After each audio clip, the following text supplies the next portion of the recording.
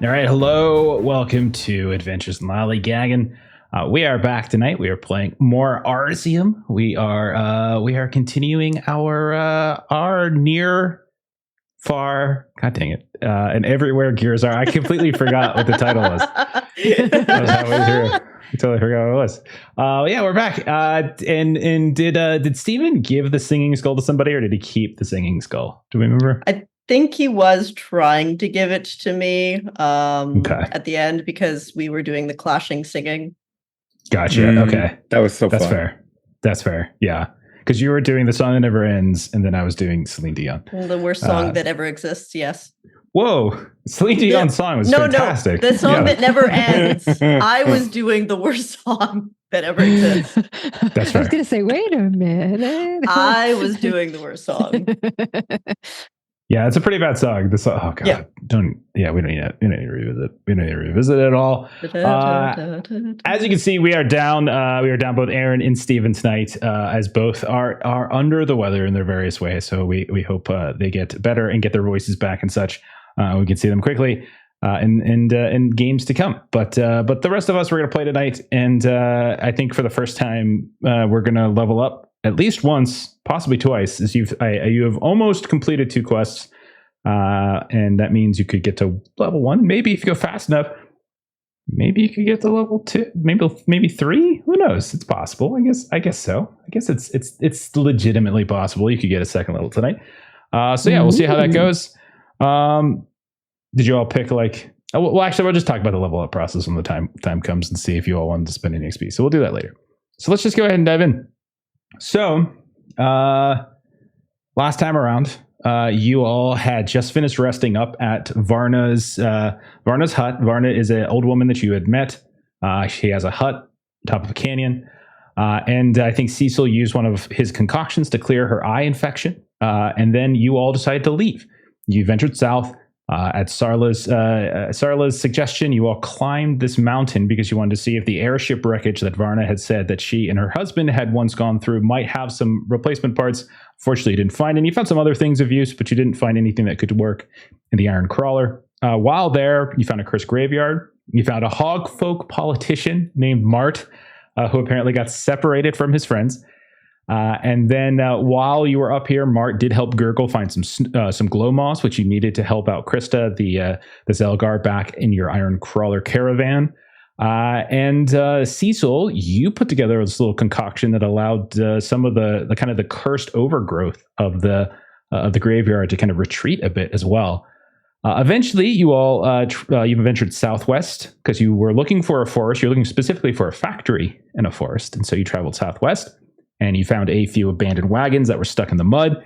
And while trying to recover some crates, discovered that it was actually quicksand. Mart nearly drowned, but Melka, you managed to rescue him. He was able to get a singing skull in the process, which which you just said he has given over to you now. So you continued southward, and eventually you discovered this old factory that Eldrin, your Iron Crawler pilot trader friend, had told you about. And so you climbed this crooked smokestack. You got this better bird's eye view of the place, and then you saw these 2 large robots that were dragging a net filled with hogfolk, perhaps Mart's friends, across the factory floor. Everyone started to scramble or climb or jump down, and eventually you got in this big old fight with the robots. They were shooting bolts of electricity. They were stabbing and cutting away with these extra limbs. And eventually you all prevailed. So we'll go ahead and we'll pick up basically right in that moment, or just moments later, where we see the wreckage of the various robots on the ground. We see an unconscious Mart. I think we see an unconscious Melka. And then we see on the other side of this factory floor, we see a handful of hogfolk that seem to have been caught up in some kind of net. So I'm going to give the active player over to Cecil, we'll say. Mm-hmm. And we'll start with you, Cecil. What do you do in this moment? Who do you help? Well, fortunately, Cecil is a doctor, and I can cure the wounded condition without even needing to roll and give 2 hit points back. Okay. So anybody who's down, that's pretty much what he's going to get to doing. Okay. So we'll say you tend to Melka. Melka, you can go ahead and remove that condition, remove the death store condition, because if we were doing proper order, Cecil would have been able to get this done before you would have gone, had to worry about rolling. So Melka, your eyes pop open and you see there is Cecil. What does it look like when Cecil lends aid? So Cecil has this thermos that is very well polished and cared for, but it's obviously very old and beat up and dinged up. But he opens up and there's just this amazing smelling chicken soup that he just puts like the tiniest little drop comes out, and when it hits you, it's like electricity. Okay. So this waft of chicken soup pops up. Milka, Yeah. you see Cecil's leaning over top of you, this human man, and you're back to life. What do you do then, Milka? You're very close. Okay, I'm sorry. I understand. I appreciate. Thank you for that. Tasted different. Yeah, that's Gam recipe there. It's good. I'm not sure what you said, but that. Thank you. You're welcome. You all hear a voice from the other side of this factory floor, and again, it's ruined. So when I say factory floor, there's still a lot of overgrowth and vegetation and debris and whatnot. But you hear a voice. Excuse me if any of you all could perhaps lend us a hand. And you see like that big tangle of hog folk in netting on the other side is like kind of trying to move around a bit, but they're struggling. I'll rush over towards them. Gurgle, you come. There's no mark. Yes. Yes, we know Mart. Great, he led us here. He was lost. Oh, he's with you? He's lying right over there. Oh, well, okay. We actually prefer Mart this way.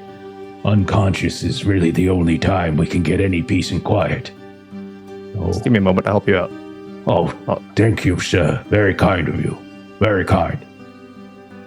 And so yeah, no issues. You can kind of cut through the nets and things like that, and like they come out, and you can see there's three of them, and you can tell of them they're all kind of big and hulking. One of them kind of reaches out this hand to shake yours. Hey, well met, stranger. I am Lieutenant Scrum Ironhoof. We appreciate the assistance you've lent us here. It will not be forgotten. Not be forgotten at all. And who might you be? You can call me Gurgle. Gurgle. In a bit of a rush to the north here after scavenging these parts from this factory. Well, what do you say? What do you say, boys? Shall we give Gurgle a hand? What is it you're looking for? Well, the least we could do is help spare you some time. Got a machine that needs fixing. Okay, A vehicle, you'd say. Okay. Do you recall what it was that was broken? And it's a steam manifold specifically, and then you're looking for any kind of brass couplings you could find. Some brass couplings, a steam manifold. Well, we'll get right to it, Mr. Gurgle. We'll get right to it indeed. And you see they he starts just kind of giving orders, and you can tell they're very like militant, very regiment, and like they all kind of spread out, and they start going through some of the various machines and things that are in the factory. And you could tell this is just one level of like there's a little bit more underground, there's other layers. It's a fairly big place. And so yeah, they'll start searching for you for sure. Sarla, throughout all this, Cecil has been helping Milka, Gurgle has been freeing these hog folk.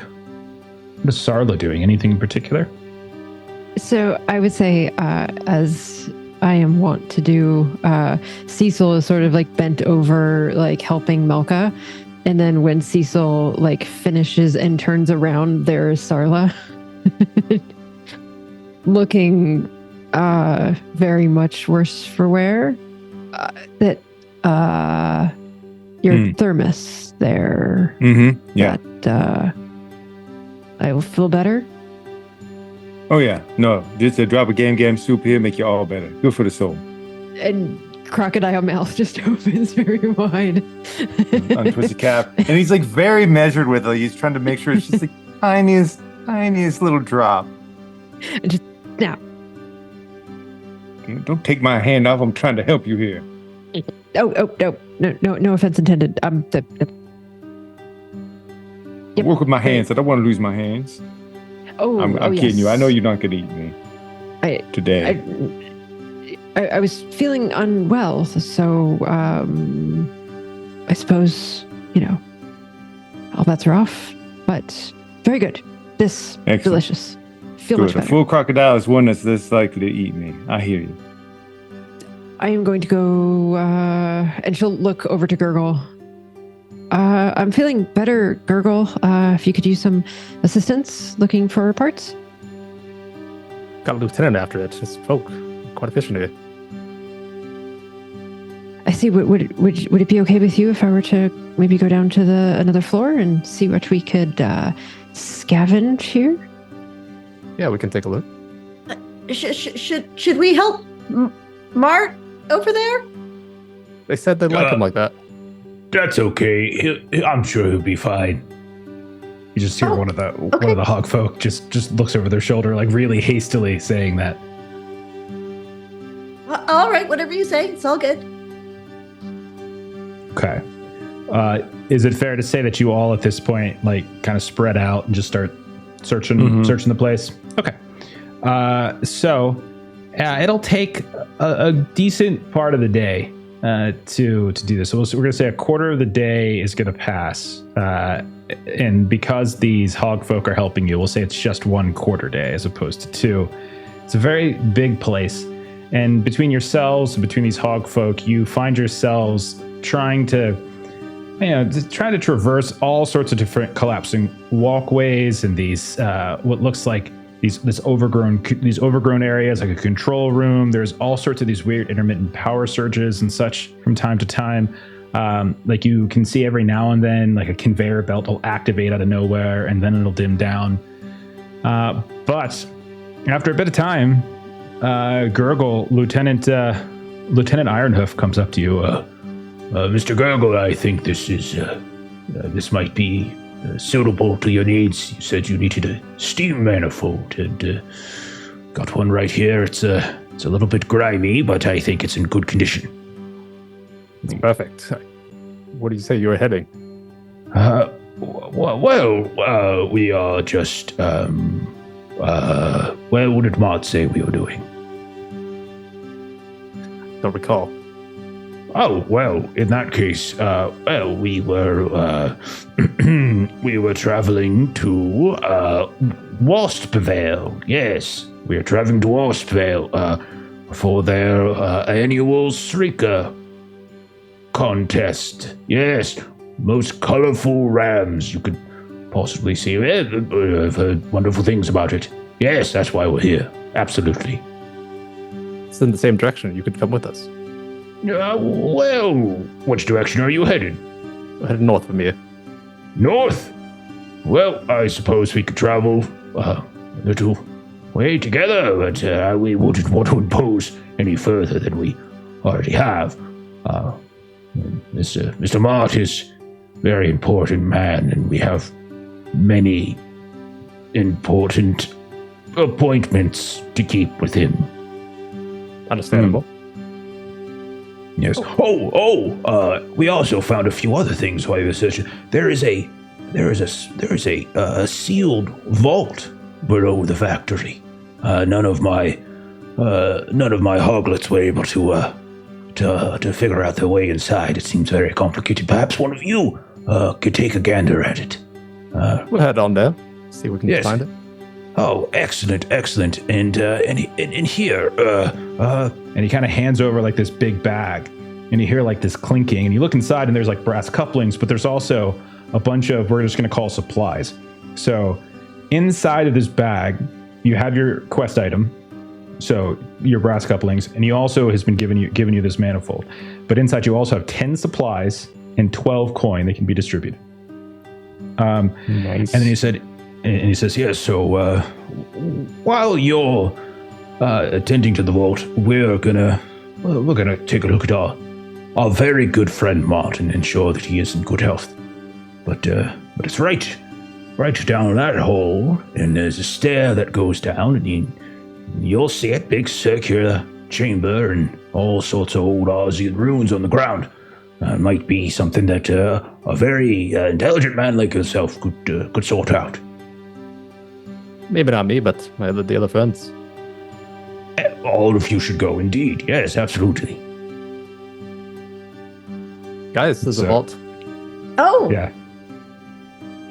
And so he and the other hog folk are gonna go, oh, Mr. Martwee. And they just like, oh, you look so peaceful. And then they're like, oh, well, we're gonna get you fixed up. And they all kind of kneel down and they kind of start tending to him and such here and there. We'll be up here if you need us. Just let us know. Wow, you guys are such good friends.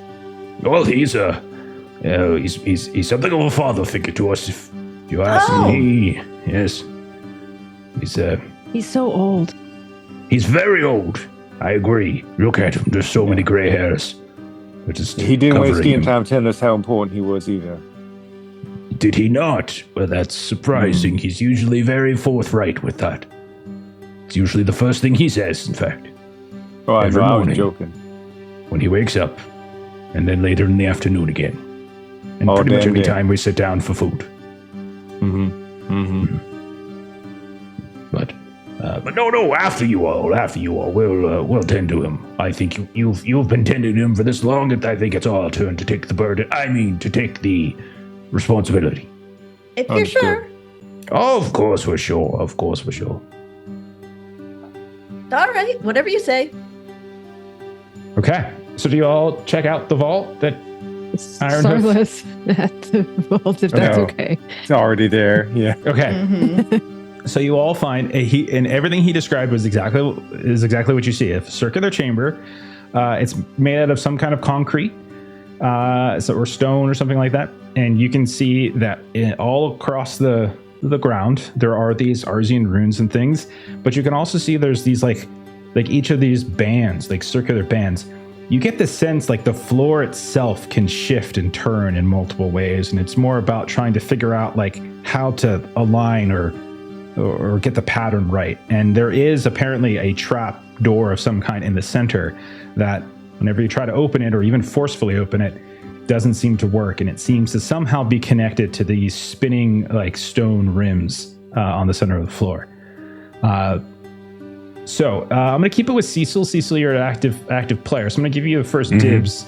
Cecil, is there something you would do? Would you try to decipher some of these runes you're seeing? Would you try to like calculate, or just sort of trial and error it, or would you do something else? What do you think?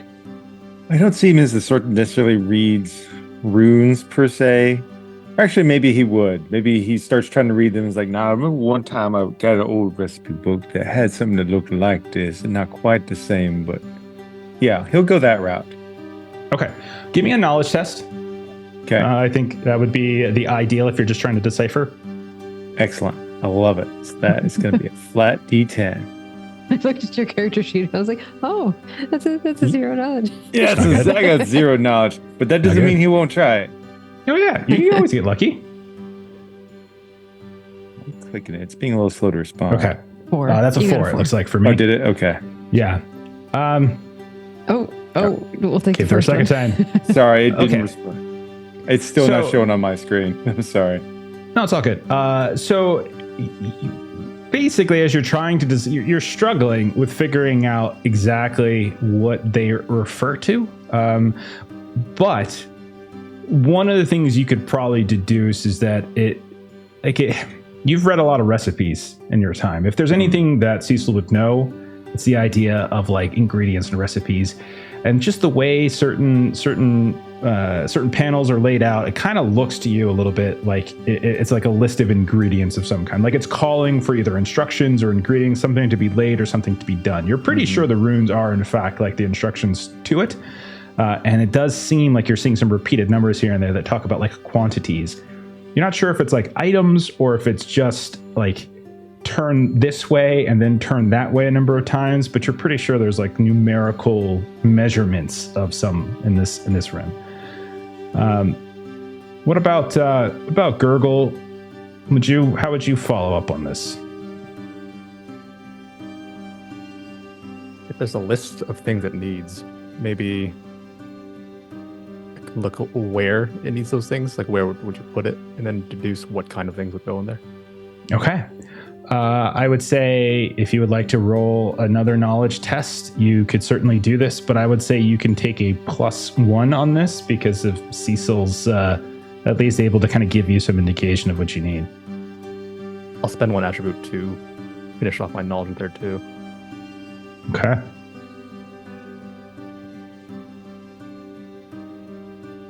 Let's see how you do. Oh, Ooh, no. I rolled a 1 Okay. with a 3 total.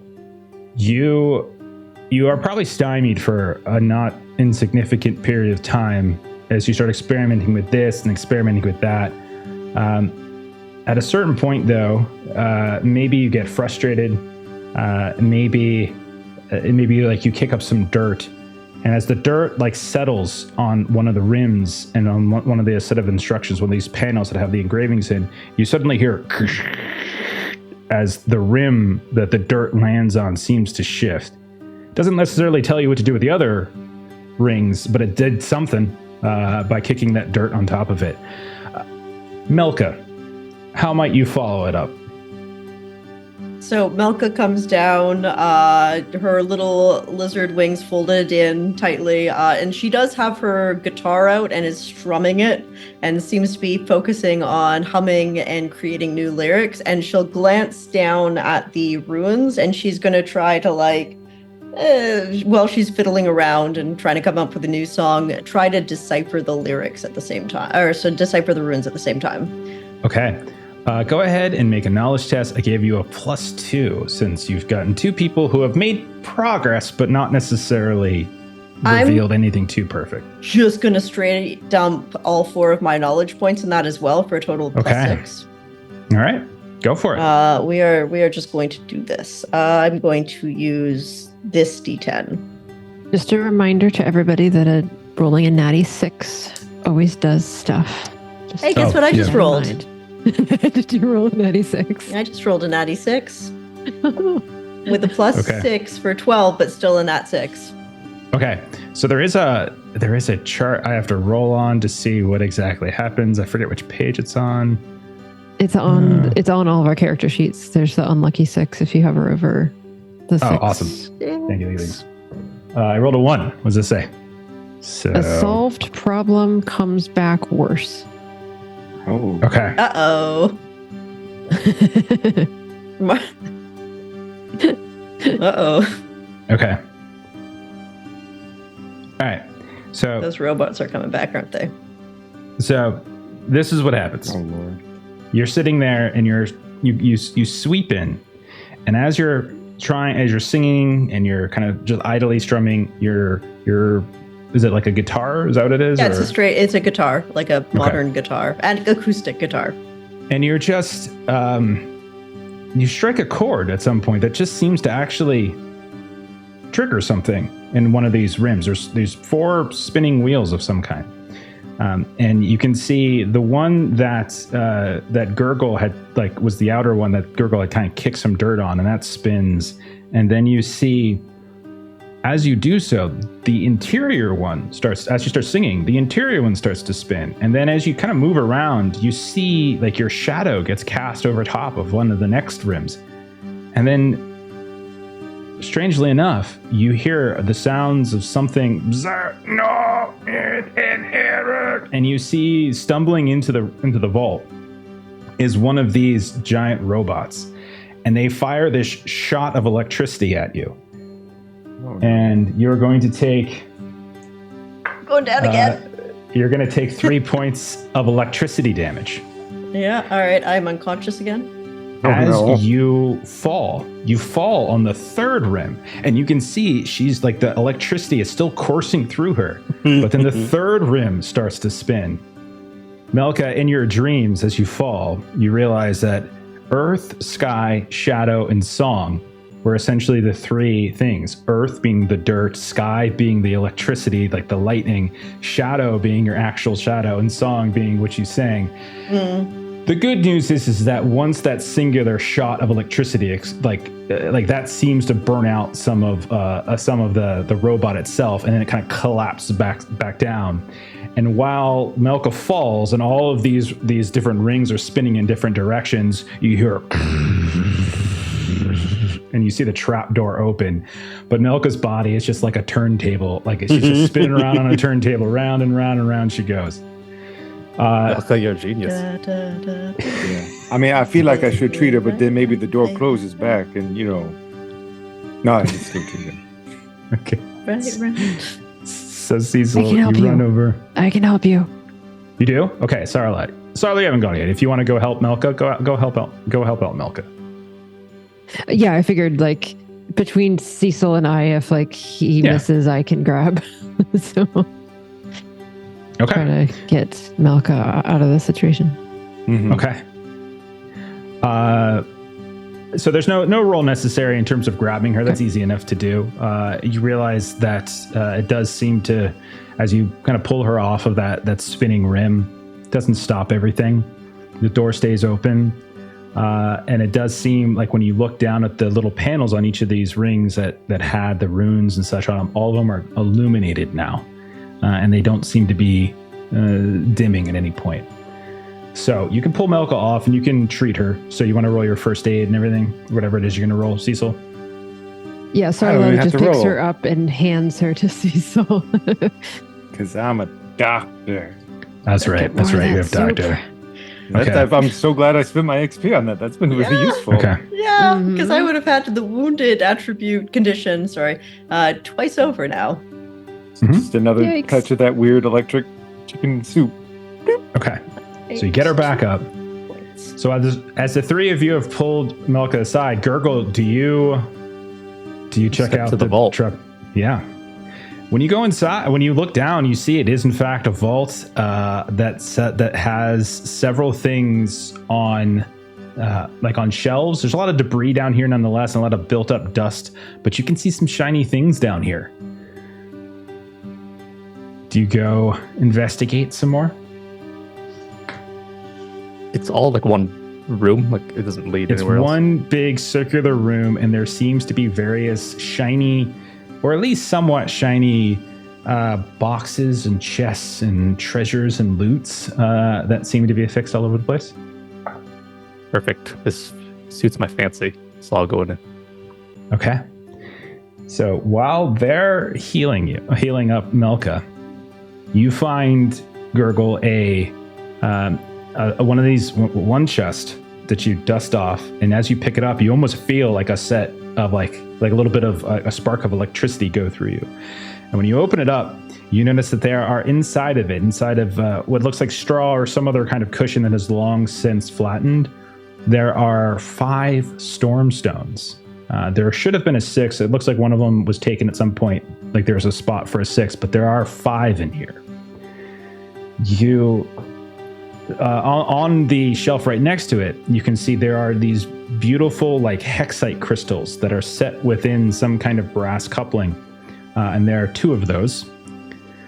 Then right next to it, there is another chest where you can see, if you kind of open that up, there are 2 guard beetles. They're these tiny little kind of mechanical like beetle-looking creatures that, if used, can kind of protect you essentially from range attacks and things like that. These are all actual items you can look up if you want. But Gurgle, that is not the fanciest thing in here. As you see on the wall, and you can see it's anchored or at least like affixed to some sort of display, is a sword. And right as you're like walking up to it, you can see it starts to glow, and all these little lightning bolt crackles begin to shimmer out from its blade. Ooh. Guys, hurry in here. And I'll reach for the sword. Okay, Little so injured. this is a storm sword. This is a magical item. It says on page 58, I think. I think that's where I found it. But yeah, this is a storm sword. Oh no, I'm sorry. It's on page 59, maybe. Yeah, 59. It's one-handed. It's heavy. It does 1d8 plus knowledge energy damage, and the sword holds the power of a thunderstorm, though you must sing a song to release it. And that is the magical item that you have found. Very cool. Nice. I'll let it know how it would work, right? You could mess around with it at some point. You can kind of experiment. There's not really like an identify spell or anything like that in Arzium. We just sort of kind of hand wave it. Like, so I say as you kind of just play around with it, or maybe if Melka like pops up and she's still singing her song when she like wakes up suddenly, that like a little bit of electricity will like fire out from it, and you can piece together its use. I don't think I use swords. I'll pass it along. Okay. Okay. When you were singing, Yeah. shot lightning. Oh, spin me right round, baby, right.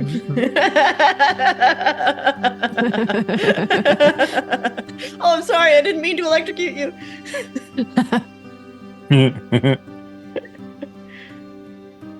There's a bunch more for us in here too. Storm stones, hexite crystals. You can take it all. Yeah. We open this vault. It's finders keepers. Sarla wants to look around. She'll kind of put Milka down once Milka's feeling better, and Sarla will additionally poke around as well. Okay. Is there something you're looking for? Is there something that Sarla would keep her eye out for, like some kind of item or something in particular that she'd be looking for? She's definitely the machinist, so the gear kind of thing. She's also specifically good at like understanding ancient mechanisms and those kinds of things. So definitely the gears and the mechanisms and the like old stuff. Okay. I will say, if you're looking at, I have my little random rolls. I'll say you find a belt that has a lightning bolt inscribed on the buckle. It's a little tarnished. It was maybe it was under like a mound of dust, and Gurgle didn't see it. It doesn't look to have any particular magical qualities to it, but it seems to be extremely well crafted and probably old. So much of what you're seeing in here are at least several years old, if not older. Definitely whoever constructed and operated this factory was taking advantage of Arzium tech to do so. Toadfolk, they prefer their own ingenuity, as they have seen the perils of trying to reverse engineer Arzium technology. So whoever was actually orchestrating and activating this particular factory, and you can see it has not turned out well, has probably been messing around with some Arzium stuff. So yeah, you have a belt. It's one armor. It's in good condition. There's no specific adjectives to add to it, but it's still a good belt. And so Sarla always kind of has her work apron is sort of the clothing that she wears. And so sort of like awkwardly, where, usually you have the, like the tie of the apron. She now just has this like really nice belt kind of over the apron. And she just kind of like puts it on and is like, hey, everybody, what do you think? Oh, that's shiny. Oh, wow. Very shiny. Has a lightning bolt. Like, it kind of goes with your new sword there, Melka. Yeah, we'll be like lightning themed. We'll have to get some lightning things for the rest of you. Someone can throw storm stones. Those were pretty good. Probably Gurgle range. I'll share some of the spoils. Here's Hogfolk gave me a nice bag. Here's 3 supplies for everyone, 2 gold, and then a stormstone each. Okay. There was also two. Thank you. So just for the audience, the Stormstone is a consumable item, does 1d4 energy damage. It's ranged, and the target has to succeed at a strength challenge or gets pushed out of a group. The Hexite Crystal is also a consumable, so it's again a one-use item. And again, the design of this game, of Arzium as a game, is that you guys use your consumables. Like, that is part of the balance of combat. It presumes you're using regularly your consumables. So a Hexite Crystal is 1d6 splash energy damage, and it's also ranged, so it'll target all enemies in a group. And then the Guard Beetle, also a consumable. You have 2 of them. You choose a ranged target, and then the target ignores up to 4 damage from the next target, next attack that hits them. So it just takes a couple hits for them, basically 1 or 2 hits or so. That's kind of how those work. Cool. Very nice. Okay. So we'll say you go through the rest of this vault. Don't really find anything more that seems particularly salvageable. and you come out with several treasures. When you return to the factory floor, you notice you've been gone for maybe a half an hour, 45 minutes or so. The Hogfolk are gone. Mart, Lieutenant Ironhoof, they're all gone. However, still got your manifold. Got what we need. He was a terribly important man. I'm sure once he was up and going, they felt like they got to get going. I hope they are taking good care of him. Not everyone has you, Cecil, to you take care of us so well. Oh, he was fine, I'm sure. He's got lots of hot air to lift himself up. Indeed. Right. So let's pass the active player to Sarla, as you guys have spent your quarter day searching. You've got your quest items, you've got the manifold, the couplings, and you have the glow moss for your other quest. You are a ways out from where your iron crawler was left. To complete the quest, you still have to deliver them. So I'll say Sarla then, and you still don't have Mac. Mac never caught up with you. You don't know where Mac is either. But Sarla, I'll turn it over to you as the active player. Where do you think the group heads next?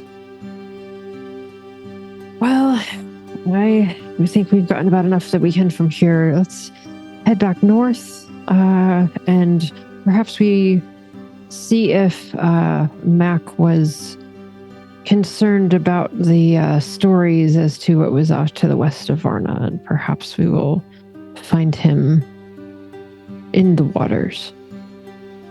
Yeah, we did lose him, huh? You know, I count heads sometimes, and we had the right head count, and this is the problem with not using the buddy system and just using a head count. He was going to be my best friend. And he will still be, I'm sure. I hope so. So Sarla just hooks her thumbs on her belt that she now has around her waist and starts walking north.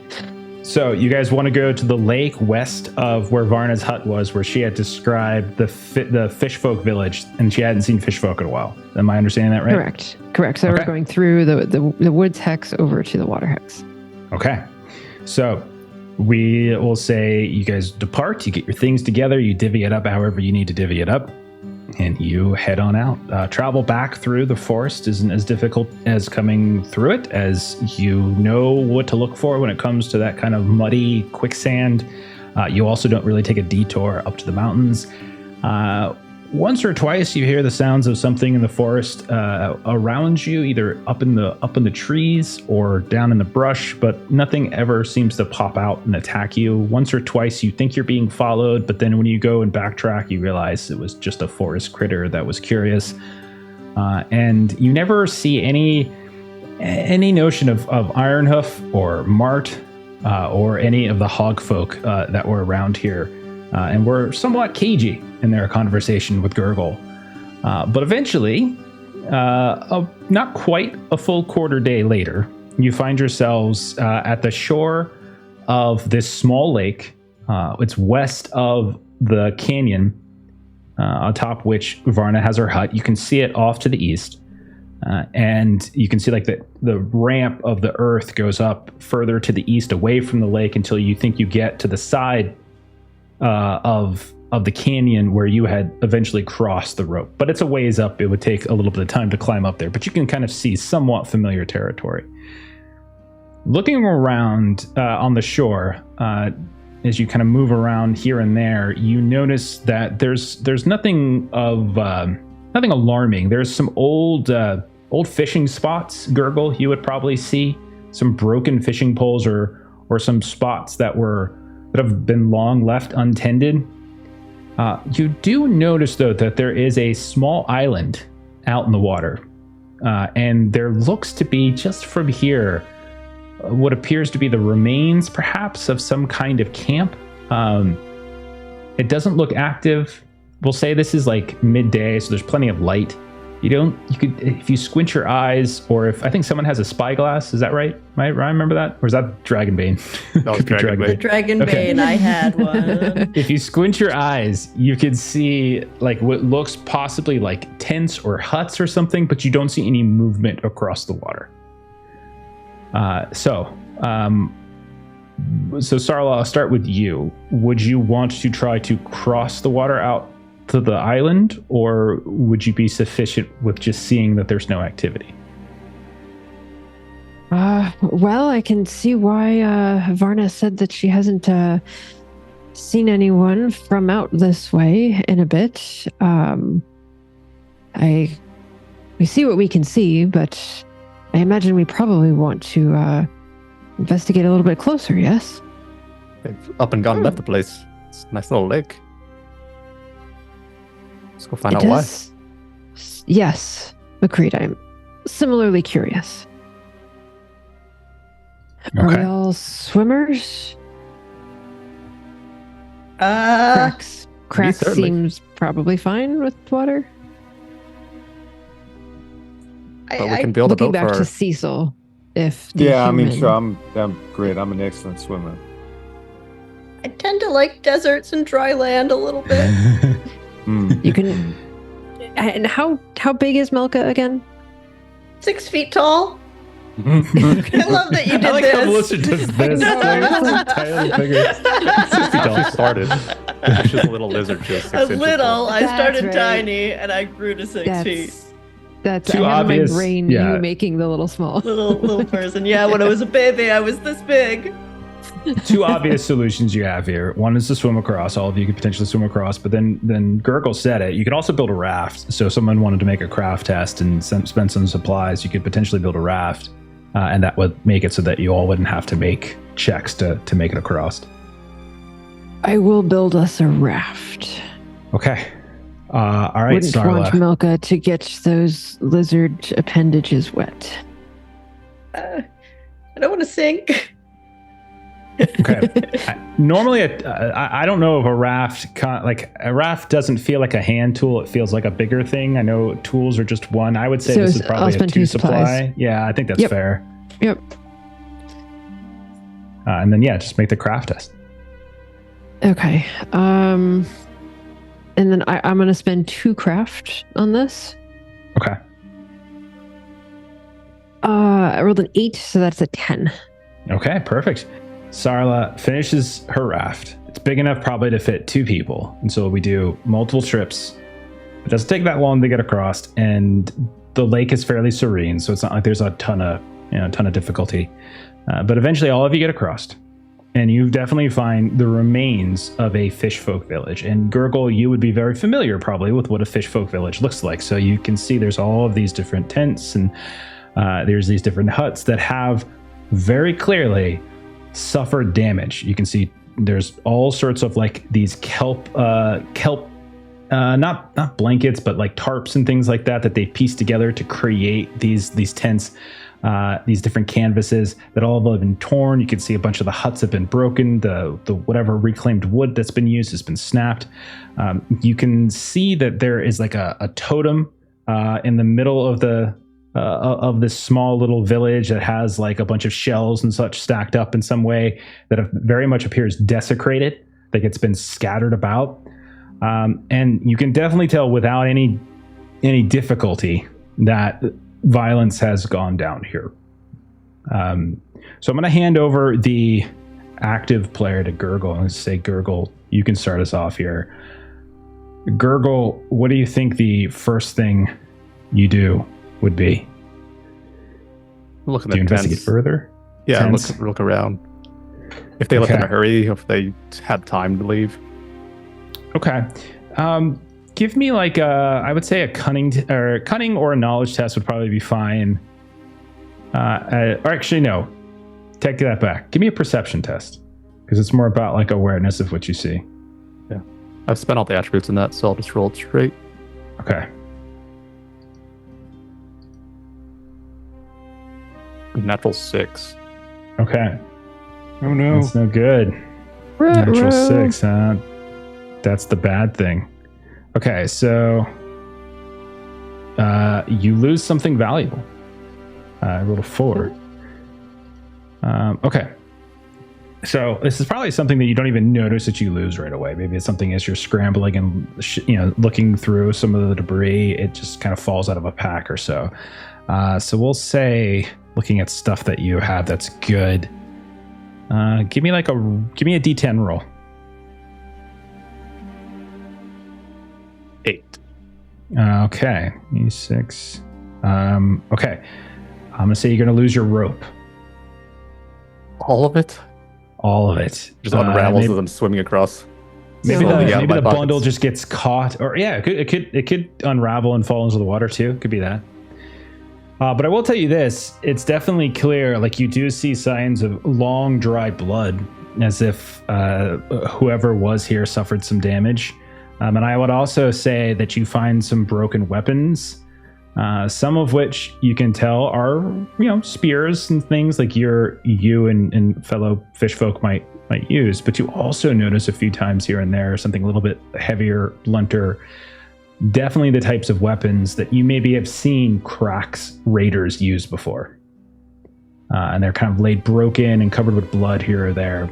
You start to get the feeling, Gurgle, that this Fishfolk village was, suffered an attack probably by some Crack's raiders at some point.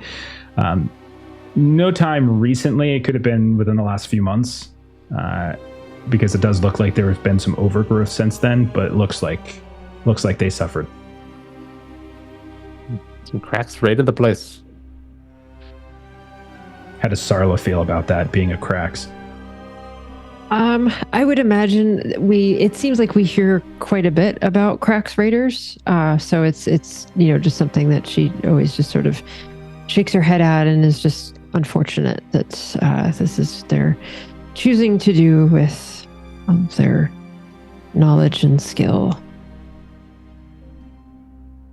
Sarla wants to look at the there was like a totem in the middle. Does she just wanted to sort of examine that a little bit? Okay. Yeah. No roll necessary. If you've ever been to like a Fishfolk village, you would know that many of them erect this kind of, they kind of collect either shells or coral or rocks. It sort of depends if they're more freshwater or if they live along the coast or whatever it might be. But they usually take elements of their environment and they kind of stack them up in a decorative manner. And it kind of just signifies a meeting point for them where the school of fish come together and they have their meals, they tell their stories, they sing their songs. And you can tell this was very crudely and cruelly desecrated and just kind of bashed. If you search through the various what should I say, like the various like shells and broken bits here and there, I would say you do find that there are like little bits of equipment here and there that you might, not equipment, but supplies. So you could probably gain one supply from it if you want, but nothing in terms of like treasure or anything like that. I think Sarla would make a very crude attempt to sort of put this back together a little bit, just kind of trying to, kind of sweep the pieces and try to pile it up and just sort of leave it better than she found it, basically. Yeah. I think you can do that to a degree. Like obviously some of the pieces have been broken, but those that are still intact, you can just pile it up, or you can put it back in a way that is just doesn't look as like, it just doesn't look like someone just kicked it over and stomped on it, right? You put it back into some semblance of order. Sure. Melka, have you been doing anything while you have been searching around this island? She is kind of just exploring the area. She doesn't have a purpose or goal here. She's not looking for supplies like Sarla would, or looking at the battle like Gurgle would. Okay. Give me a perception test anyway. Sure. I'll drop 2 into that. That is 5. Okay. You don't notice until it's too late that one of your feet happens to sit and rest inside of a pile of, it almost looks like kelp or seaweed or some some stuff that would wash up on the shore. And as it does so, like like the leg sinks a second, and then there's a sudden tug, and you feel yourself pulled off of your feet. You slam back down onto the ground, and you get yanked into the water, and you just into the water. Cecil, I'll say, since you haven't been doing anything, maybe you noticed this. So Cecil, do you rush to help her, or do you just say, we'll find someone better? Like, what do you say? I done spent 2 drops of soup on that girl. I hope your internet provider continues to freeze on you. That's fair. That's fair. I deserve that. Go ahead, Cecil. I'm sorry. No, oh, great. Okay, so cool. So I'm gonna go jump into water after her like a big old dummy. I This can't is a great swim, idea. help me. Okay. How does it? Fine. Okay. You jump into the water, Cecil, and you can see that like she seems to be like pulled under some kind of trap, and like you're not sure exactly what the mechanism is, but it's dragged her underwater, and she is tethered to some kind of device that's kind of on the slope of the island, moving deeper and deeper into the water. And right now, it's taut enough so that she is trapped underneath the water. And you can see that as she is trapped there, she's not like drowning just yet. You do see kind of floating up from below her, there is this net that kind of extends out like it's about to encompass her. What do you want to do, Cecil? I want to cut through. If it looks like something that can be cut, I would try to cut her free and get us out of there as quickly as possible. Yeah, you can come up. I that's not an issue because there's no one like you don't see anyone around that actually trigger the trap. Like, it might have just been an automated defense mechanism of some kind. But you come up and you cut through it, and you're able to set her free as like this net comes up and just grabs at nothing at that point and just sort of floats in the air, or floats in the water. Excuse me. And the two of you can kind of scramble back to shore if you like. Melka's like clutching and probably, although she is tall, climbed up as best she can like a wet cat on your shoulders with her little claws like digging in. And Melka, you lose 2 supply in the process, and that whole you don't where it went, but you've lost 2 supply. All right.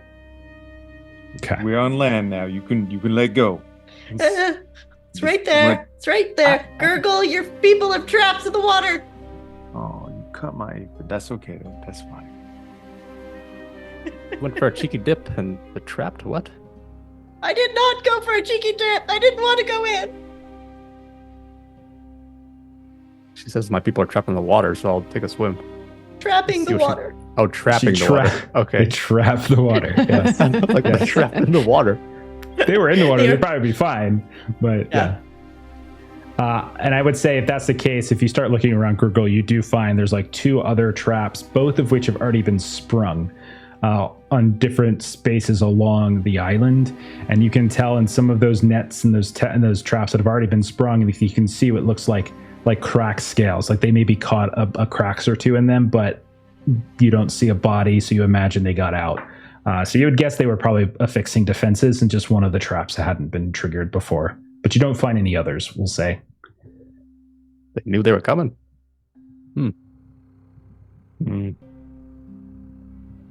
But if not here, they're probably in another lake over. So. Do you hope they found a safer shore? Should be fine. Well, I don't know that we have any answers as to what happened to them to report back to Varna, so should we continue on to the... Let's go home. I want to go home. Yeah, that's fair. You don't look too good. Oh, I hurt all over. Yeah. I'm taken down twice. So yeah, we could Day's pass. still early. It is. That's we can true. pass. It could happen again. It very much could. We'll pass the active character over to Melka. Melka, do you want to just travel back to the Iron Crawler? Yeah. Okay. If Melka's taken control, Melka is going back to the crawler. So I'm going to say between the 2 bits of travel in searching around the island, I'm going to mark 2 more quarter days. And then, but at that point, you will arrive. And so you're going to arrive in the afternoon. and you'll notice as you approach that everything seems to be in decent order. There's the crawler still there.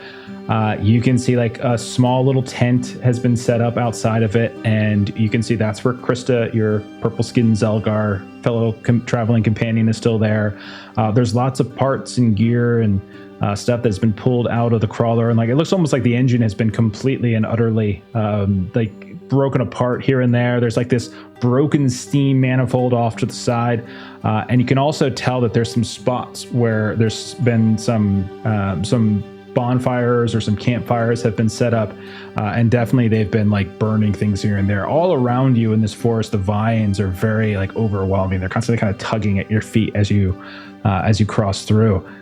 But when you approach Melka, you can see that Eldrin, your human trader friend, who has been kind of driving this crawler that you all have been caravanning with, kind of looks up. He's like, and he sees you all and he's like, you're here. Oh, fantastic. Oh, goodness gracious. And he gets up and he's kind of covered in, grease and whatnot. Were you able to find what I needed? Did you get everything? Yeah. So Sarla has it, and Gurgle has stuff for the moss. Oh, fantastic. Oh, Joe. And he goes over to you, Gurgle, and he like looks in the bag. Oh, this'll do just fine. Oh, fun. Oh, this is great. Oh, look at this. Oh, those are in good condition. He's like pulling the couplings up and like wiping them off on his shirt and like, oh, goodness gracious.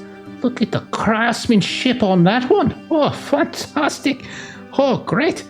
And so like he like kind of claps you on the back, Gurgle, as he tries to take the bag from you. Other things you notice. Underneath that little lean-to, where Krista is resting, and you can tell that she's been suffering, there are two colorful srika that are on either side of her. One of them has their head on one side of her lap, and the other one has their head on the other side of her lap. And then Melka, you would recognize them. They look very much like the srika that were in the windmill at Varna's hut. But there were three of them, and one of them is not here. You only see the two. Those circa are the ones that we were running around with in the gardens that ate everything. Oh, you've seen these before? Oh, they just came by late last night. Oh no, is it this morning? One of the two. Anyhow, they're sweet as can be. Look at them. I think they suffered. Was there an old lady as well? An old lady? No, I can't say it. We did have a few grasskin came by. They were looking for some herbs and such, and they were going to the swamp over yonder. They seem to be having some trouble, it seems, with some cracks to the south, they said. And they can no longer go searching for their supplies in the swamps that they normally do. So they come up here now. And they're kind folk. They said if we're headed south and if you want to speak with them, there's their leader, the head of their village. His name's Fern. I said I'll ask. I've got a few hero folk amongst us. Maybe they could, knock a few skulls here and there. No disrespect, Sarla. And show these cracks what's what, But no old lady. Oh, that's and Melka will kind of look at Cecil. She didn't come, and then she'll look at Gurgle, and there's more Gurgle and Sarla, really. There's more crack attacks. More. Seem to be all over the place. Oh, if Verna's on here, goodness. did a Mac show up? Is he here? Is he here? No, I thought he was with you. We got separated. Oh, this is not the kind of place to get separated. It's not with a bunch of cracks out there causing so much trouble. Again, I am very sorry, Sarla. I just mean specifically this group, not like cracks as an entire entity. Just, these groups specifically. We saw their handiwork about a half day back on an island of Fishfolk, and they're certainly a menace to the area. Oh, well, we best be very careful where we're going. Then did you run into any? Did you? And he's like looking at you. You got some wounds and some cuts and some bruises on you. Did you get in a wee bit of a scuffle? I'd like to sleep. Oh, sure. You can go ahead. This is going to take me a while to put it together anyway, and we're losing light as it is.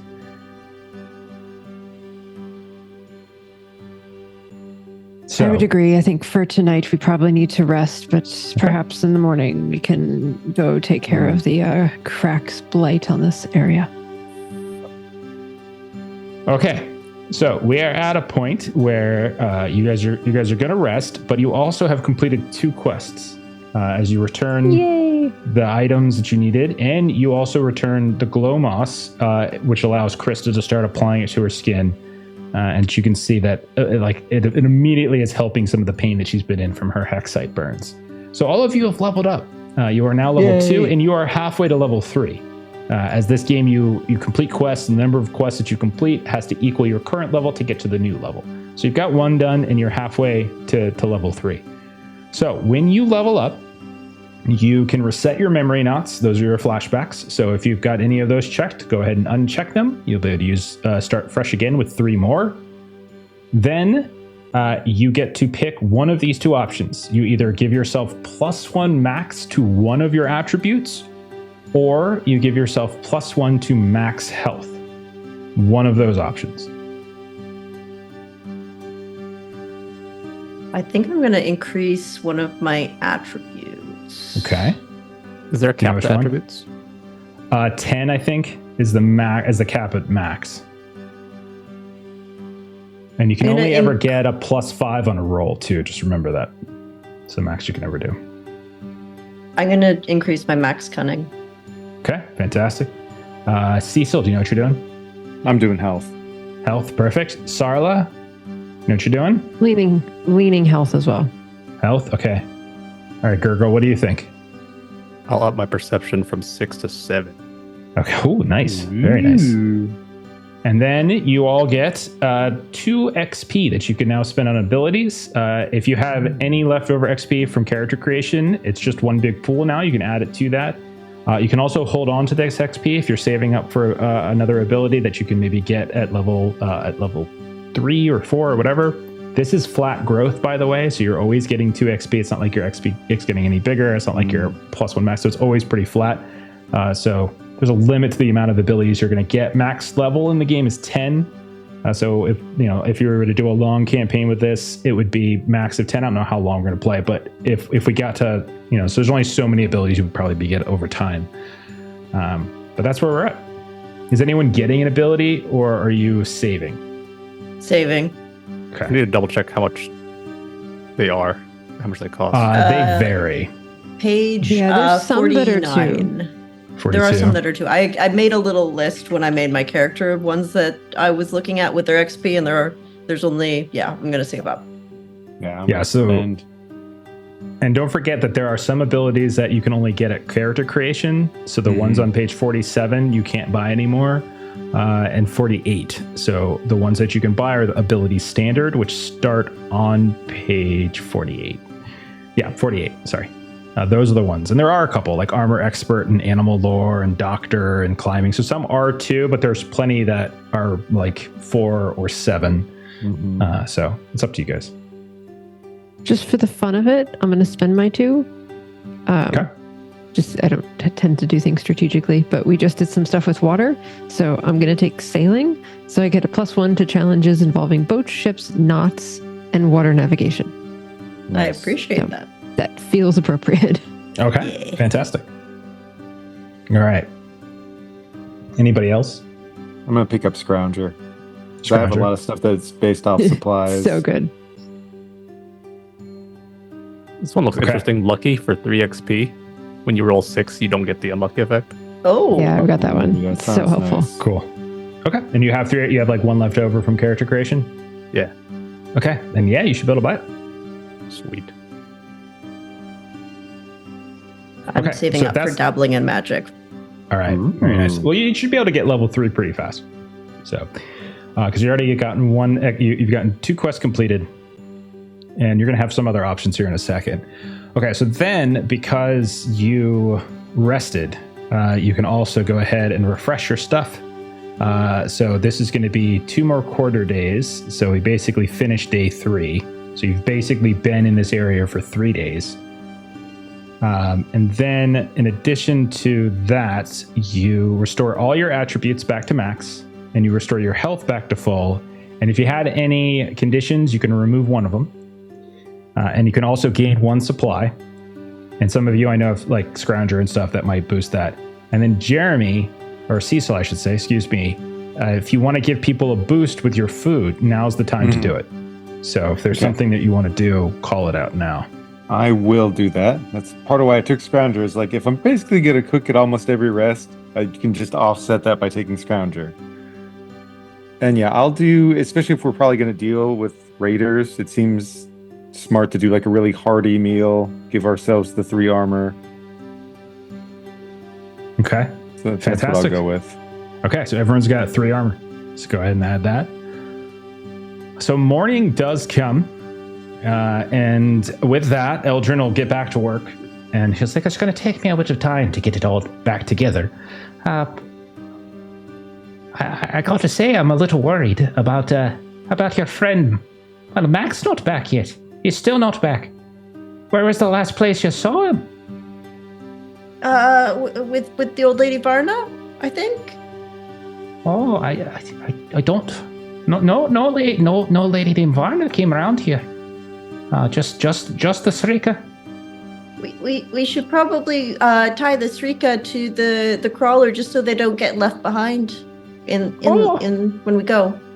Oh, sure.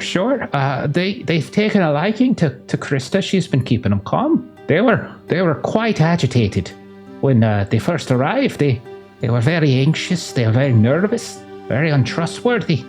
It's like something terrible happened. I don't know what it can be. How long again till you fix the crawler? Oh, well, I suppose it's going to take me the day, I think. Melka will look at those who remain. Should we go? It shouldn't take us like half a day there, and then we can look around and then come back in time to leave. Of course, we can't leave Mac. Yeah. And where is it you're going? I can always meet you there, too. Where is it you're headed once I get the crawler fixed? Oh, you see, just past the forest over there, there's like a tiny mountain, and then there's a big mountain behind it. It's the tiny little, like, cliff mountain thing.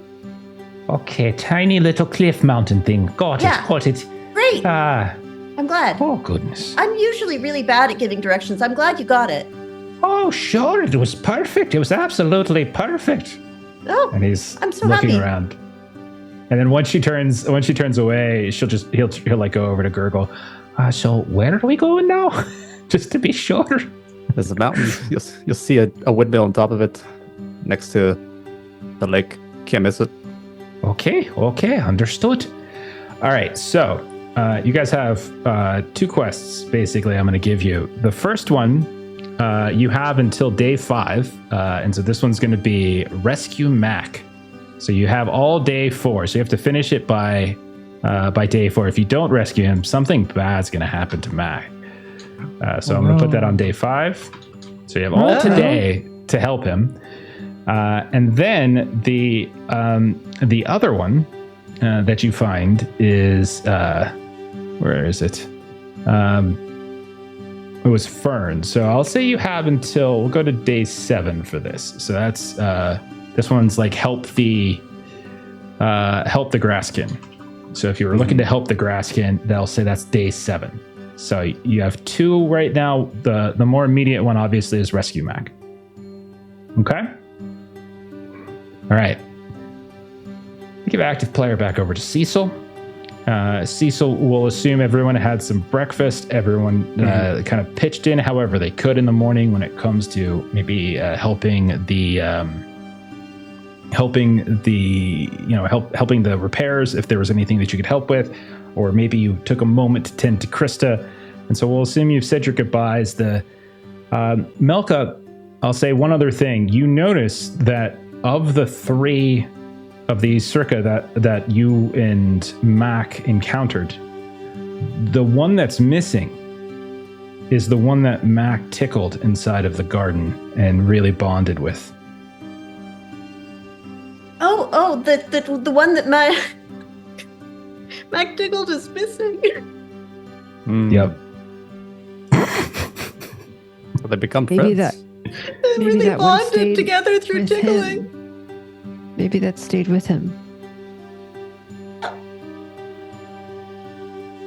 Who knows? Maybe we run it off. And he went chasing it.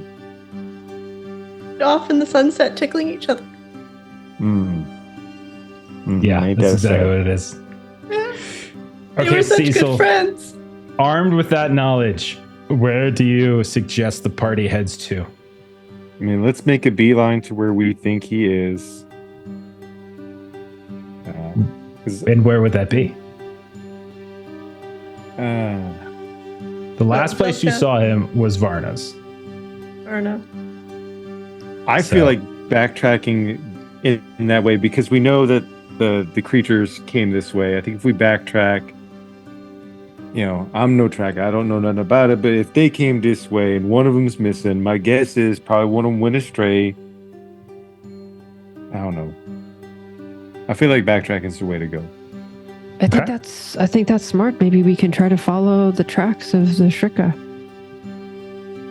Tracking, say. Leave that's a job for a hunter. So I'll use my ability as a hunter. Or track Okay. ability. There we All go. right. There's a man who knows what to do here. I can You- track a creature by searching for Yeah. footprints inside the passage. Nice. Okay. So I'll say so you're tracking this record that are here, and this doesn't require a roll or anything like that, right? This is just Only if it's in like a city or a hard No. to track place. no. It's through the forest. So you do find them. You pick up the tracks nearby the Iron Crawler without any issue whatsoever, and that makes it very easy to kind of track them back a ways. They move somewhat circuitously at times, and you can tell that once or twice they probably got stuck in some of these like heavy thorns, these vines and things, and you probably even saw that Krista was kind of like tending to some of the cuts and bruises and things like that the creatures had. You track them deeper into the forest to the southwest, and you once more find that they don't make like one single path. They seem to go in like all sorts of different directions. You do find them like they kind of stopped for a bit, it seems, by this kind of pond. It's kind of a murky looking pond, and there's these very thick coverage to it, and these big heavy dragonflies that seem to be flying over top of it. And then as you follow it away, you do notice that there is like these gravestones at one point that they took a big wide berth around. And that was like kind of deep in the forest a bit. And you notice that they also gave a wide berth to what looks like all this debris on the ground too, like these old stone huts and things nearby. And they just kind of took like this most inefficient path all the way around it. But eventually you do pick up their trail once more, and it does start to become very familiar ground as you see them climbing up the ramp, essentially the foothills up to the top of the canyon. And that's when you see the canyon itself. You see the hut, Varna's hut in the distance, and you notice that one very severe thing has changed. The rope bridge has snapped, and you can see one side is just vertically draped down the eastern part of the canyon, and on your side, the western side, you can see there's another as well. And you only ever find 2 sets of tracks. You never find a third set of tracks. It's only just the 2. And so that's where you find yourselves, in the same hut, or in the same hex where you met Varna.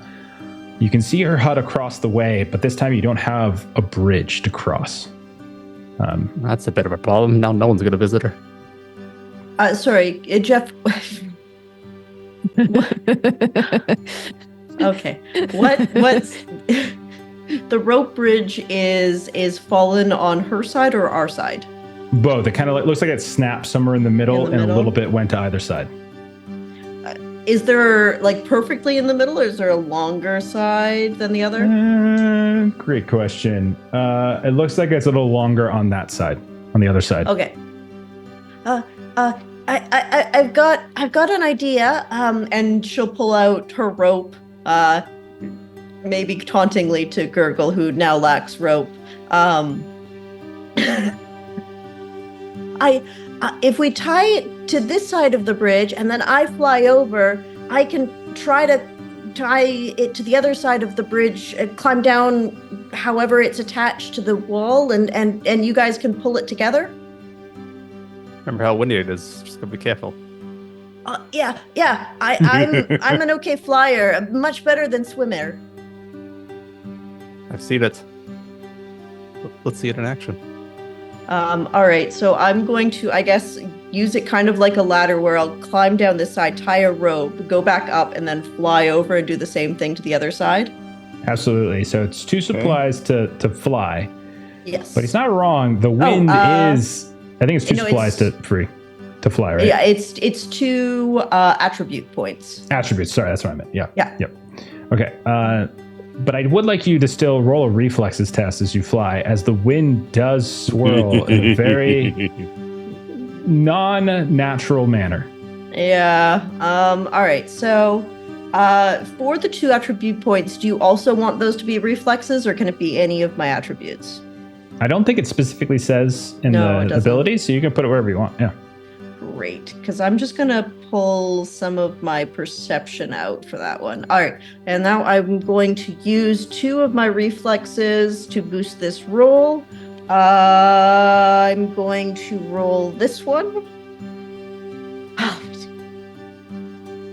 So that's a natural 6, but it's a beat for a pass. Yeah. 2 of my dice have rolled natural 6s so far this evening. Oh dear. Oh dear. That's such a shame. Off I kite. Technically a pass. Okay. Would you roll, Jeff? I rolled a 3. A new threat appears. No. Okay. I mean, golly gee. You guys watch as she flies across. A gust of wind throws her up, and she starts like losing a little bit of control. And right as you manage to gain control of it, Melka, gain control of yourself, you kind of smash against the side of the canyon. You're pretty far down at this point, near the end, near the bottom of it, and the whole of the canyon is all in some ways like very almost like Swiss cheese, or at least tiny little holes and stuff here and there. And as you're like kind of getting your senses, maybe your head's a little woozy from smashing much more quickly than you intended. You kind of lost control of velocity. Something pops out of one of the holes in the canyon, and is going to attack you. So you are going to take. One sec. Milka, you took extra health, right? You're going to take 3 points of poison damage, and then I need you to roll a strength test. Are you sure it's strength? I'm positive, yeah. I'm positive. Could it be something else, though? No, it's definitely like strength. It's definitely strength. It's definitely strength. All right.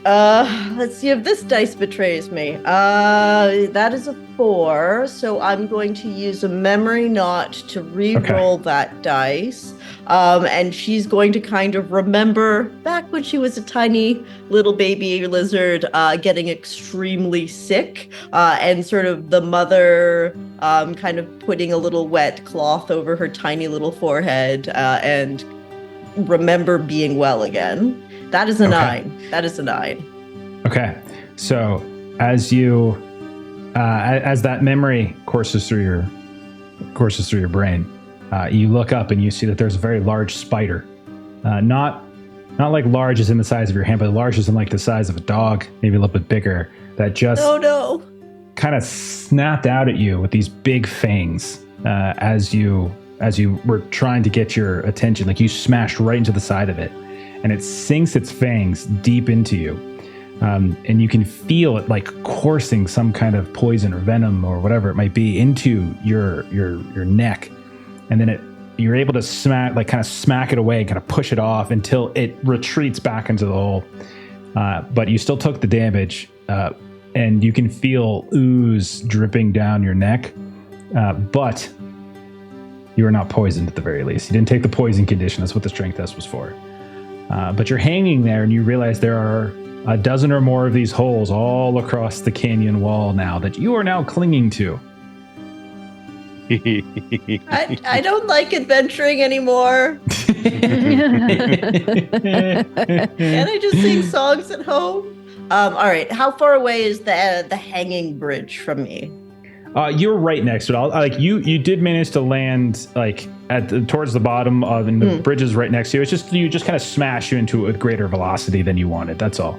Yeah. She is going to like cling jump onto the bridge and just tie that rope to the base of it and then climb up and away from the spider holes. Okay. And I would say no climb check necessary here because you've got like the bridge you can literally use to climb, and you're climbing back up and you get onto the eastern side of the canyon, and you've got the rope and such tied. So what's the next part of your plan here as you're now on Varna's side of the canyon? So the two ropes are now connecting both ends of the fallen bridge, and it's someone with strength's responsibility to now pull those together, which is not me. And who takes that mantle up? Who is it? Mac, you're up. Oh, wait. Oh, with us. God. Okay. All right. All right, Cecil. I'll give it a go. Okay. Give me a strength test. I will. I'll add +1. Why not? I can do it. I believe in you. I There you can go. do it. You can. And so you now, as you pull the rope back up, you can see the bridge itself. It's still a rickety bridge that has suffered even more damage and is now like loosely pieced together with a rope. So it's still fairly dangerous, and there's a lot of wind still whipping around. But at the very least, it's now potentially traversable. Do you guys want to cross? Yes. Okay, go for it, Gurgle. Give me a reflexes test as you try to race across. I'll spend 1 attribute. Keep your balance up as the gusts of unnatural, magical wind, you might say. Rolled a 2, but a memory not that I crossed before. Okay. What's the memory? I crossed this bridge before. Yeah. It's just a couple days ago. Okay. You're such a dork. You're such a dork. Sarla? So Sarla wants to, because I'm sort of imagining like rickety rope bridge, you sort of have like usually 2 ropes, like one on each. And so what she wants to do is spend some supply to, as she's crossing it, she's making the other side to help with the stability of this. And she just like learned about knots, so that should kind of help make this easier as she's kind of like reinforcing as she goes. I'll tell you, give me a craft test instead. Okay. And then what we can say you're not, the new thing you just got, you can take the bonus from that because it is knots, essentially. So I'm going to spend a craft, and then I'll get a +1 from sailing, and 5, 6, 7. Okay, 7's enough.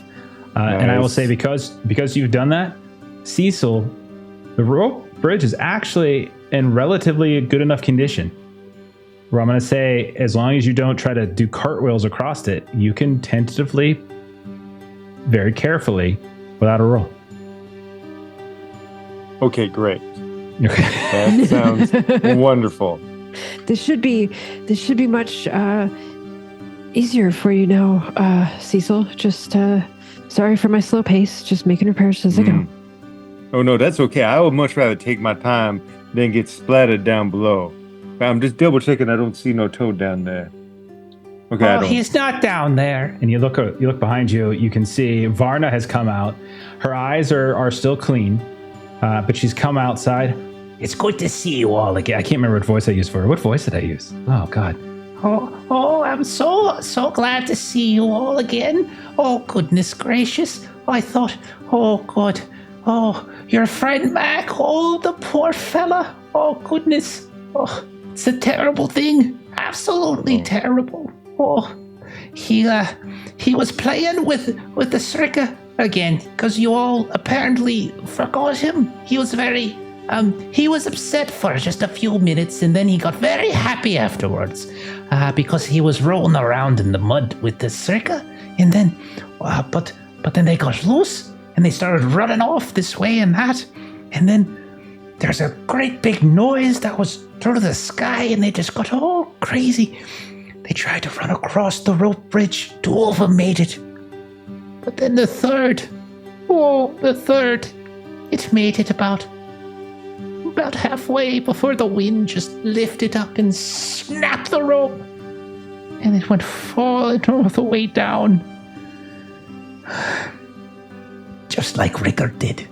Just like Rickard. Well, your friend Mark, he was quite upset. And I told him that I understand the pain because I lost my husband, which is basically the same thing, like losing a Srika pet that you met 3 days ago. But he really wanted to go see if he could find it. He kept thinking that maybe it was alive. So he climbed down. He climbed down, he did. I told him that if he just kept going that way a while, eventually he could get down the canyon the safe way, but he said no, he needs to get down faster. So he climbed down. That was over a day ago. I've not seen him or the Srika since. That's the canyon where Rickard fell. When I got down there, I couldn't find any of him. There's a stream, it disappears underground, up at yonder. I know he's a Toadfolk, but still, it's dangerous down there. I don't know if he fell, I don't know if he made it, I don't know. Well, your 2 Circa made it to our crawler, but I would vote for the safe way down the cliff. I got bit by a spider, and she'll show her neck. It's pretty bad to climb down. I definitely wouldn't recommend it. So basically, she'll give you 2 options if you want to try to go after Mac. You can either try to climb down the canyon, which is dangerous. You could do it though. Or you could go down the incline a ways. The only problem with that is it's going to take more time. So it's essentially like it's a quarter day of travel, and then you have to backtrack as you have to come back through once you get to the end into the foothills, you have to come back into the canyon. So it's really just a trade-off. Like you lose a quarter day or you climb down. It's up to you. Not in a terrible rush. Could spare the time. Yeah, the crawler is supposed to come. And the spiders are really mean. Yeah, that's nasty. It'd be okay. It's so gross. What spiders are you talking about? The ones in the cliff. What ones in the cliff? The really big ones that are this big. Oh, not again. Oh, not again. Not the spiders again. Oh, I thought they'd gone. Oh, no. And she's weeping a bit. They were here years ago. A whole nest of them underground. Oh, how vicious they'd come up. We used to have many more Srika than the ones that we do have. Now, there's a reason I started putting them in the windmill and not on the... Oh, not again. Oh, goodness gracious. And your friend Mac went down there all by himself. Oh, goodness. Oh. That's going to be a heavy body to carry when we find it. He's got many muscles, he does. He's He a, kept so strong. telling one. me about them. Also, we did go over to where the Fishfolk village had been off to the west. And while we're just sharing news you probably don't want to hear, it does appear that there were some Cracks raiders that went through that island, and we did not see any Fishfolk. Oh, no, that's not. Oh. And she just continues to start weeping. Everybody I care about is just getting taken from me. Good news, good news. There's a bunch of hog folk running around that are just having fun. Hog folk? Yeah. Here? Sort of. At the airship. Well, that seems a bit odd. They were friendly. All hog folk are friendly, at least they're not shooting at you. Yeah, There was They like did do shooting. that. If you say so. I wouldn't trust a hog folk as far as I can spit. And I can't spit very far. It's a dry mouth issue. It's an age thing. So, but yeah, she's very distraught. She's very upset about the news of the Fishfolk. She's upset that there's now apparently spiders beneath her again. She's upset that Mac and her Srika are probably dead. I don't know. Let's pass it over. Who are we on? I think who was the last It was active Cecil, I player? think. Let's see. So okay, so Sarla, I think it comes to you. What's the call? What are you thinking? It will climb do no down? good if we all fall down. So I think Well, the slow way is the safe way. Okay. Hey. Okay. If you think Mac can survive that, that's fine. Let's go. I ahead and have do one every of faith those, that Mac one of is those. quite. Dead already. No. Of course not. No, It Mac don't is matter quite how a- slow we go. He already gone. You don't climb down that giant thing full of spiders. That man, that toad is dead. Oh dear! Don't let Varna hear you say that. We seem to be bringing her all sorts of bad news. right here. My ears are fine. I cannot remember the voice I used for her. It's just not And working. it was about that. I think it's because you're not squinting your eyes. So like, not squinting. I don't see, know. there, see, get all the way into it. don't know if this was the voice, but I could hear everything you're saying just fine. Oh, okay. So first we'll get Mac, then we'll see if we can do something about spiders, maybe, and then we'll try to do something about the cracks, maybe, and we'll get a good night's rest at some point. You just had one. You literally just had one. You just had a rest last night. Yes, but after all It's of a- that, we'll need another one. The funny You're thing like that is, we student kind of I need had a today. rest every night. Kind of Mhm. works like that. I agree with Kipser. Yeah. Okay. So down we go. All right. So you just travel down the slope a bit. So let me look you over to the map. So basically, what you end up doing, as the way the map goes, this essentially takes you 1 hex over eastwardly. But because you have Melka with you, Melka does get like 3 hexes of travel. So I'm not going to like charge you extra. But because you're not just doing the full what's it called? Climb down, you do end up getting somewhat charged a bit. Now, when you arrive in this new place, you notice a few things at first. Like you kind of follow the earth just continues to slope down to the east, but then it starts sloping up to the south, as you can see like the mountain that you all had climbed earlier and looked at the rubble of the old airship as well. You can kind of see that begin to extend, but you're kind of taking like a different slope. And it's very rocky for a very long period of time. You lose the canyon for a bit, which was expected because you do have to like kind of go across and then down and then loop under. And so it does take a little bit of time. Now, eventually, didn't mean to do that. Eventually, you do find yourselves at the entrance to what looks like a very large cavern opening in the sort of southwestern side. It kind of loops back around at the bottom of this ridge, and you can see this large cavern opening. And you can see sort of like this little streams kind of feeding into it here and there, like kind of collecting. And you also can see to the southeast, like a large lake kind of extends off and away on the surface. And that seems to be where a lot of these streams are kind of feeding to, like coming down from the mountain itself.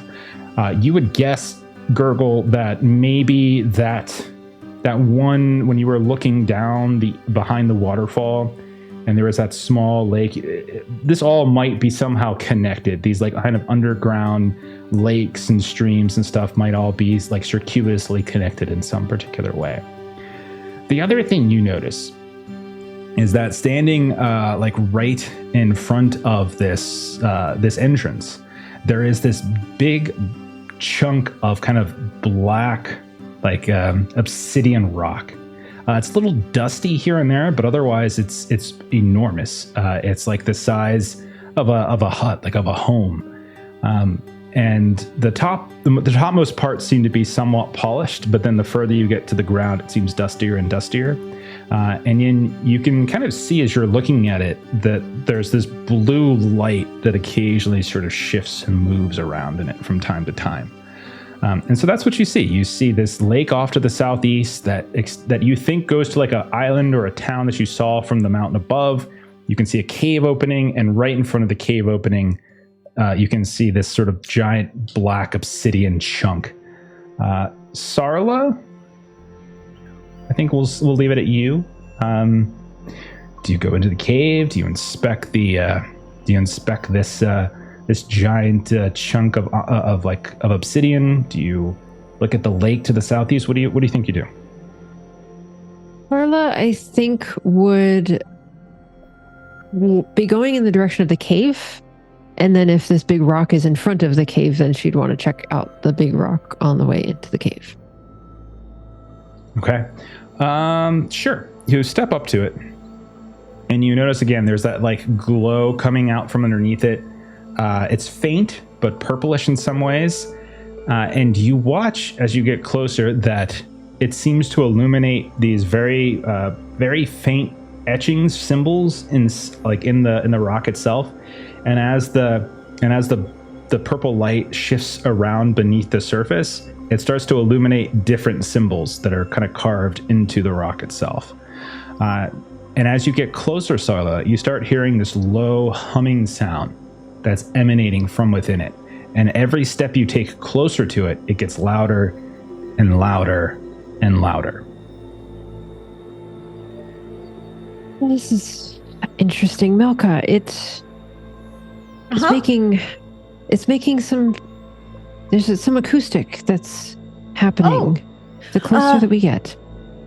Okay, I'll try to sing along with it, and she'll pull out her guitar and like try to match the tune, and then come up with some lyrics for it.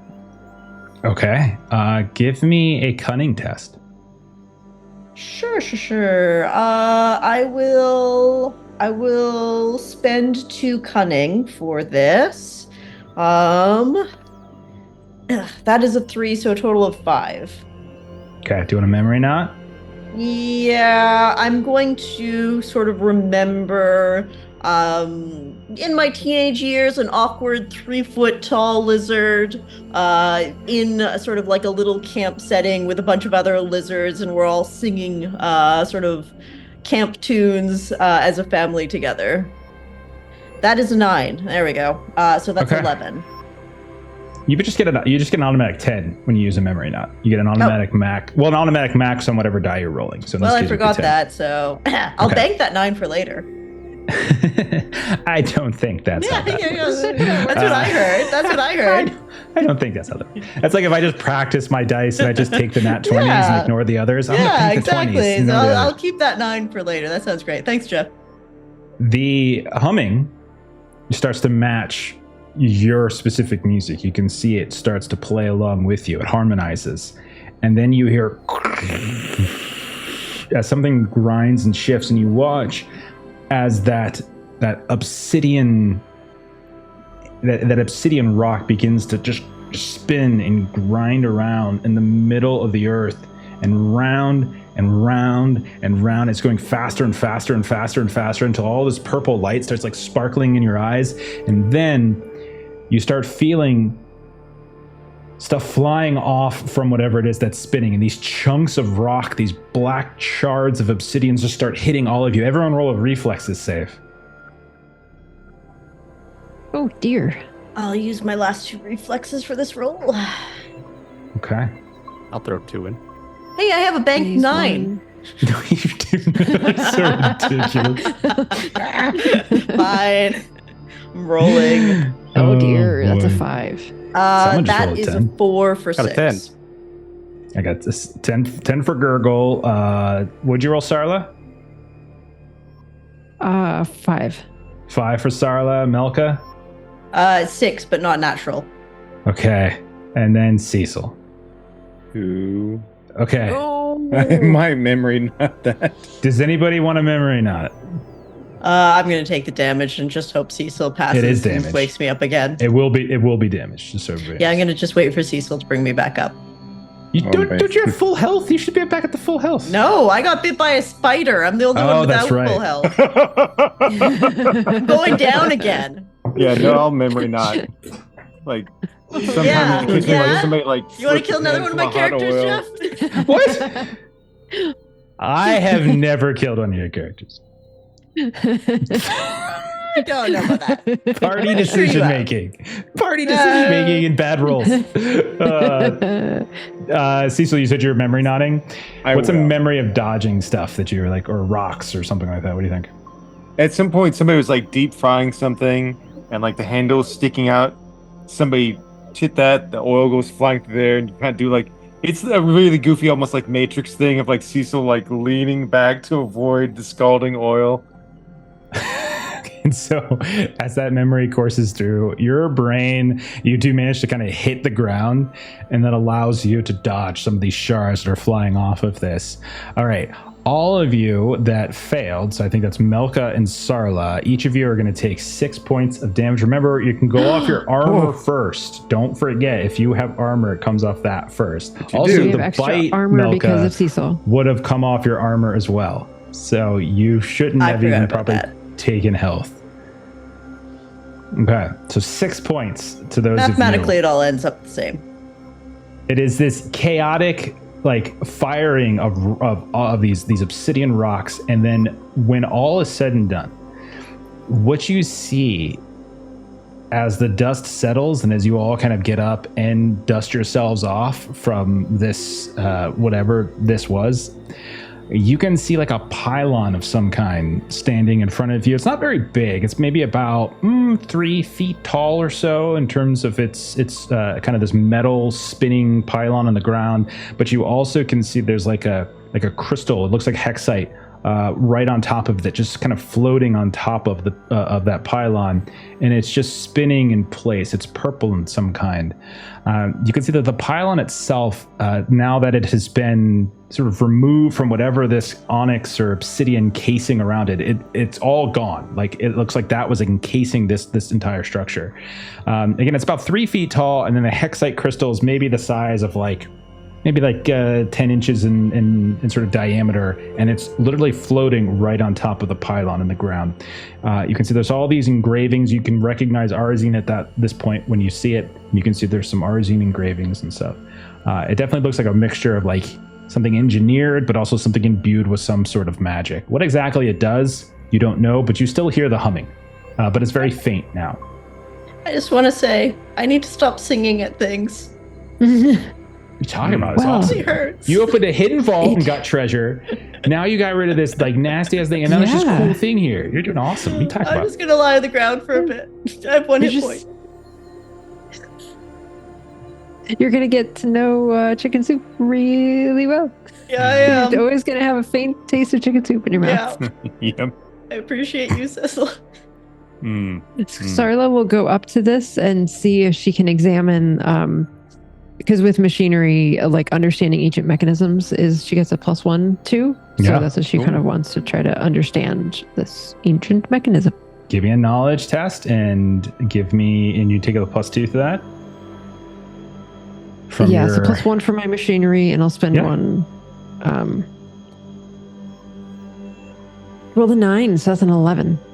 From what you can tell, the way it's humming and the way it seems to be kind of keeping this hexite encased somehow and hovering over top of it, you think it's some kind of power source.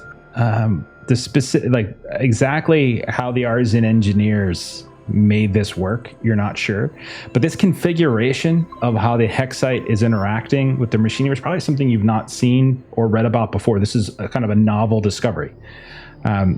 You would probably surmise, Sarla, that if you could take this device and if you could bring it to perhaps a scholar, maybe in maybe somewhere else, it would probably be very lucrative, or at the very least would gain you audience with some high-level folk. So you have, if you want, Sarla, and I'll say with your role, you probably know enough for how to detach it from the ground and take it with you. You would be able to get a new quest called Arzium Device, which means you would be able to, if you were to deliver this to some kind of scholar, either in Ohm or Metgra, or any of the other, or another major city, in fact, you, within a certain amount of days. Now, you think there's a timer on it, though. You would guess that there is likely some kind of depletion that's happening now that you guys have broken through whatever it was encased in. So it's certainly possible there's some instability if you start to move it. So if you take it, it would probably start a clock, essentially. And something bad could happen if you don't deliver it to somebody within the allotted time. So, Melka, it did hurt a little bit, but this is some kind of just fascinating power source. I'm glad you're happy. We could take this. It is here perhaps for a reason, but I think we could take it with us. And That's it could all you. make us some... and Sarla's materialistic, so I think being able to kind of take this and turn this in and get some notoriety from this is right up. So, and Sarla will just sort of look to Cecil. She seems just sort of giving you a look and kind of looking over to Malka. She seems, just what a wonderful gift that her misery brings good fortune to everybody else. I'm supposed to be a happy character.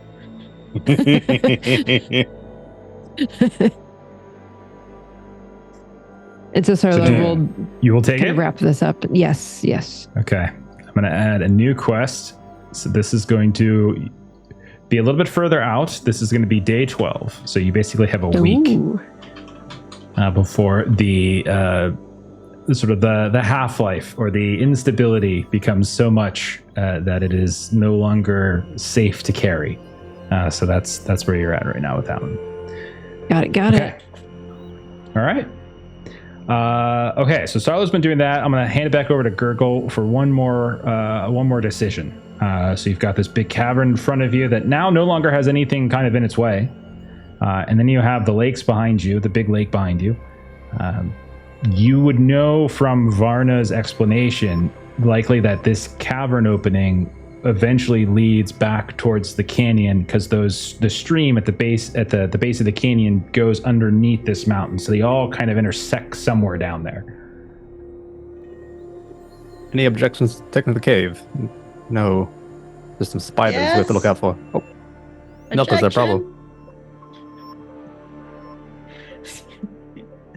No. Are you scared of spiders? I don't want more spiders. I think it's because you agitated that one day. It came lunging for you. Let's try not poking at him. All right. Okay. She was not going to put up that much of a fuss. So you guys decide to go into the cavern. Does anyone have a lantern? Yes. No, I don't think I do. Solid as? Okay. You can always makeshift one. You can make one. Yeah, I have Okay. the sticky oil, so I just keep makeshifting lanterns. Mm, So as you guys sort of linger around above the surface here, collecting the bits of like this obelisk, or this pylon, I should say, you light up a lantern, you enter into the cave, and you start going below the surface. And that's where we're going to go ahead and pick up for next time. We'll end there. That's what I did. Did above and below. I did the above and below. Gonna thing. meet some Goglo. Possibly. Woo. Possibly. We're going to find Mac's dead body. Something, I don't know. we're gonna eat good.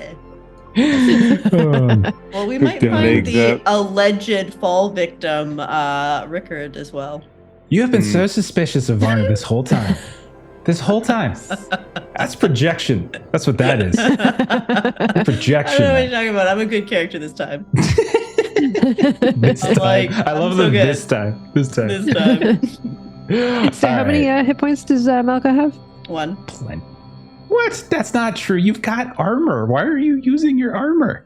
I Can't did be use true. my armor. You gave me 6 points of damage from the obsidian blast, and then another 3 from the spider. Well, So- the armor would have replenished in the time between when you got bit by the spider and the So it's a different combat.